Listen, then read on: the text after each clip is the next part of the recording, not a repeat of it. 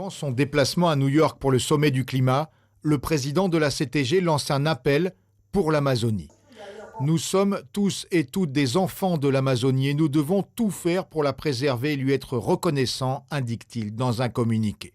Ensemble, nous devons nous engager pour un territoire plus respectueux de la vie sur Terre, plus solidaire, plus sobre et plus économe en s'inspirant de la sagesse et de la spiritualité des peuples autochtones de l'Amazonie. Fin de citation.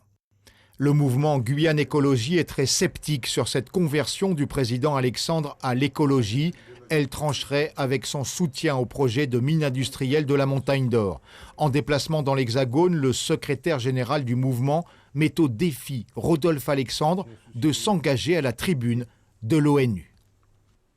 Le premier signe qu'il pourrait faire pour montrer sa volonté de préserver la biodiversité et de la reconnaissance du rôle que peuvent jouer les peuples autochtones, ça serait de demander au président Macron, devant la tribune de l'ONU, que la France ratifie la Convention 69 de l'OIT sur la reconnaissance des peuples autochtones.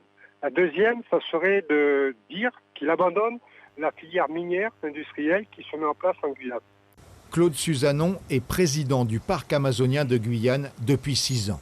Il sera au sommet du climat dans la délégation guyanaise aux côtés du président de la République pour faire entendre la voix de la plus grande aire protégée française et de ses populations. Moi, c'est plutôt des messages pour montrer que la Guyane, quand même, représente une entité très forte, que ce soit au niveau biodiversité, que ce soit au niveau de la richesse de ses populations.